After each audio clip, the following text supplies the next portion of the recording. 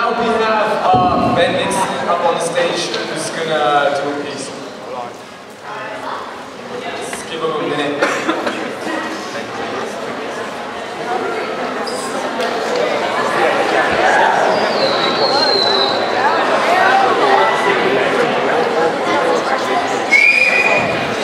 Yeah, pretty much. She's smoking. Yeah, the smoke's working. Alright. This is a poem I wrote back in August. It's about the crisis in Darfur. Yeah. I was waiting at Broadway Station one night after a poetry slam, and without thinking about it, I started to pace. And this centrifugal force must have pushed all the other shit to the outside of my brain, because the words and phrases for what I needed to say suddenly rushed in like nothing else ever has, because it was all there already. Everything I had to express raged in from my memories, becoming the cognition that sparked my tongue to furious whisperings that, combined with the acceleration of my footsteps through their unscheduled ellipse, must have made the people around me think I was crazy. But for once I wasn't thinking about my image, and I just wanted to be home. So when the train finally pulled in at Nanaimo, I sprinted down the stairs out of the station and across the street. And though my legs were weak, I kept running. And though my lungs were tired, I kept breathing. And though my throat was aching, I continued to rasp out the refrain which had caused such inspiration. There's a place called Darfur, and I want you to know about it. It is the westernmost region in the country of Sudan, and it is an area roughly the size of France, composed of 7 million people who share a common religion. There are 2 major cultural groups, the Arabic herders in the north and the black African farmers in the south. There's a place called Darfur, and I want you to know that its name means literally land of the fur, a resource which can only be obtained through the slaughter of innocent beings.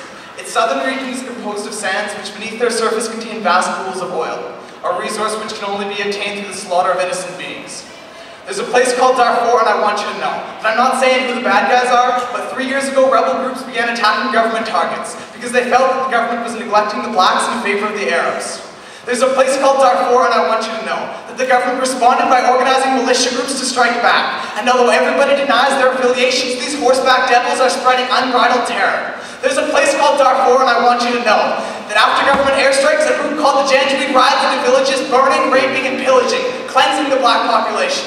There's a place called Darfur, and I need you to know that after the Janjaweed have gone through a village, they return again and again to systematically rape the women and children. So they are not only bludgeoned by sexual abuse, but also by the stigma that is associated with being a victim of it. There's a place called Darfur, and I need you to know that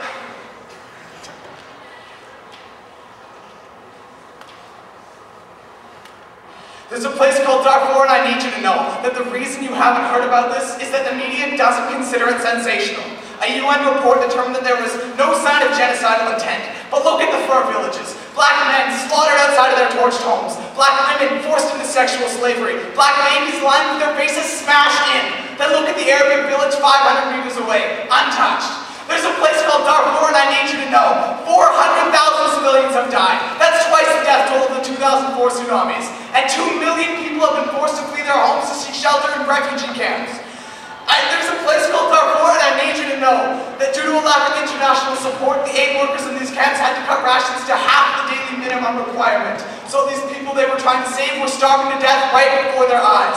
There's a place called Darfur, and I need you to know, after the genocide in Rwanda, the people of the privileged nation said never again. Never again would we let such an atrocity be committed. I need you to prove to me that never again means more than just not while I'm looking. There's a place called Darfur, and I need you to know.